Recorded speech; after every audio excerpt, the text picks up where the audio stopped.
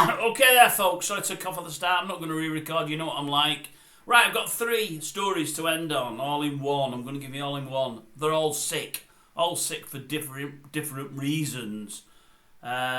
Just really, really bad. I'll start with the FAYED story.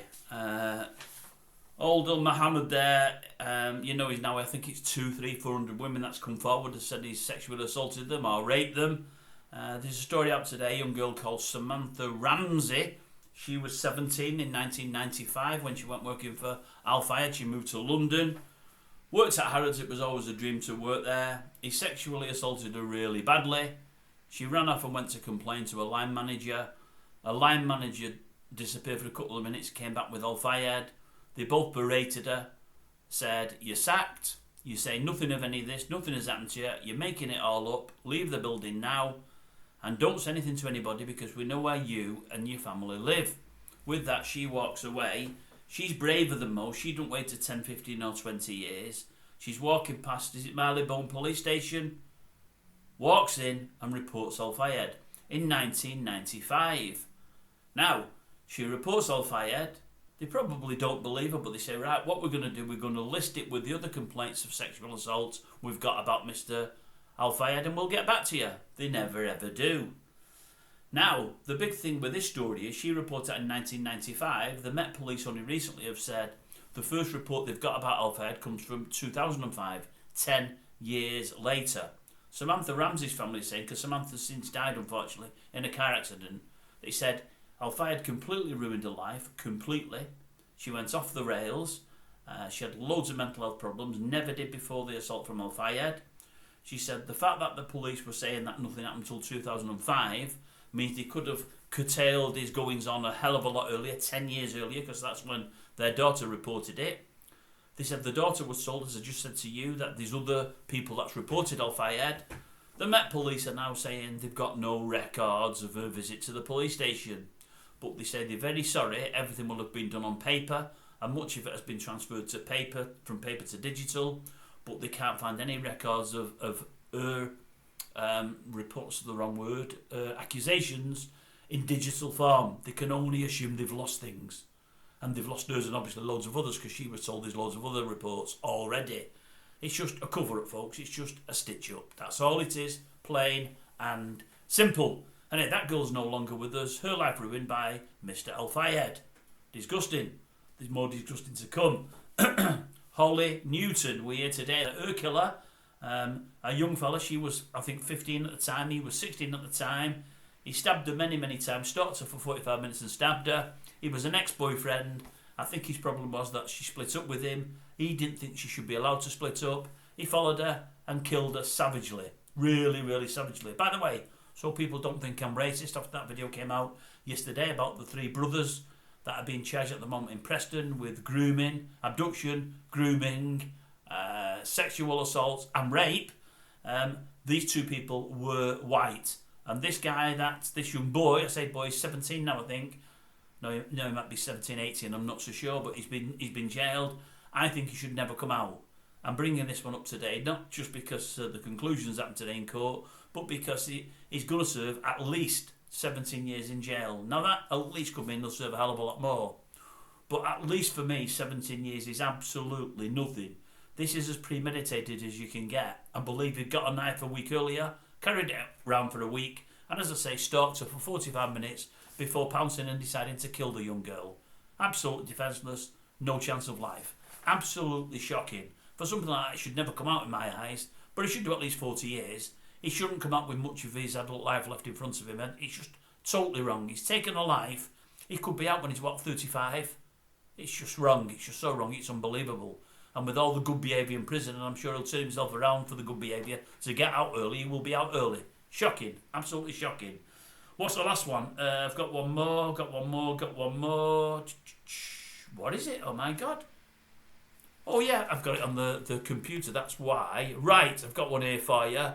Young Sarah, that's the young girl that was killed by a father. I think a mother-in-law was in, but no, a stepmother was involved, they say, and an uncle.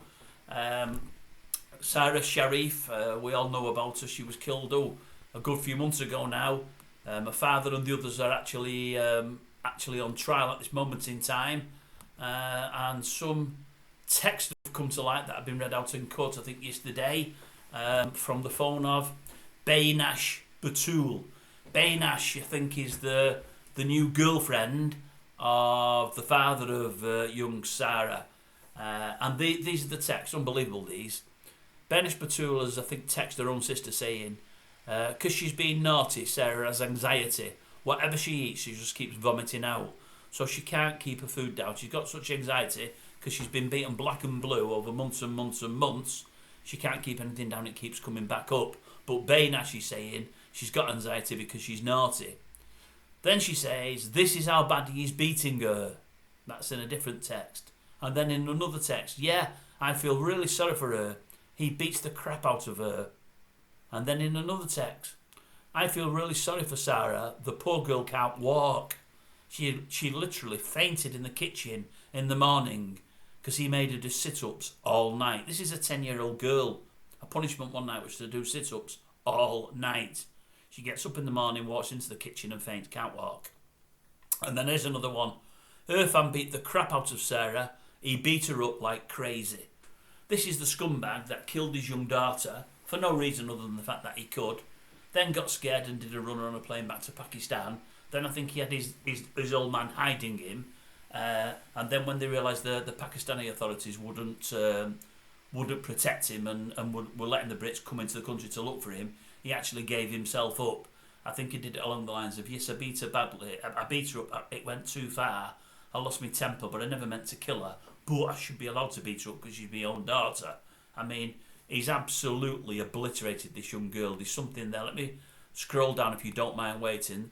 These are the injuries that she had, folks. I've read this today, and it's just shocking. You can't believe any parent could do this to a child. Bear with me a second. Hopefully I'll get to them now. She had 70 external injuries when she was found dead. Where are they? Right. The 10-year-old had suffered more than 70 external injuries, including 10 spinal fractures, fractures to her collarbone, her shoulder blades, her arms, her hands, 3 fingers, her wrist bones, 2 ribs, and her neck. Now that's him beating her up. Not beating her up, he called it punishing her. That's not punishing somebody. That, as I say, that's just torture. He's tortured his young 10-year-old. And then, after killing her, he's done a runner because he's a coward. When he left, next to Sarah's bed was a note. It's me, Irfan Sharif, who killed my daughter by beating. I swear to God that my intention was not to kill her, but I lost it. I am running away before I was scared. His English obviously wasn't that great, but he knew how to beat a kiddie up. It's just shocking, folks. It really is. And again, I'm not being racist because he was foreign.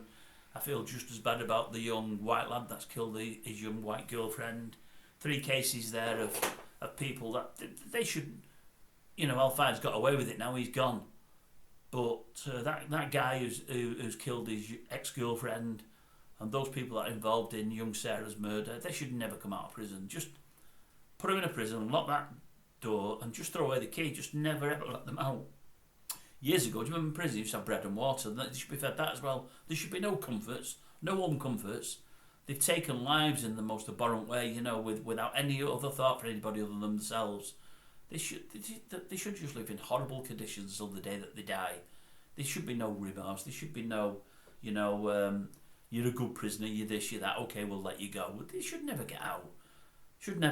It's just sick, folks, it really is. But as I said about a week or 2 ago, regarding this case and others, it's just the world we're living in at the moment, and it's getting worse rather than better. It's sad.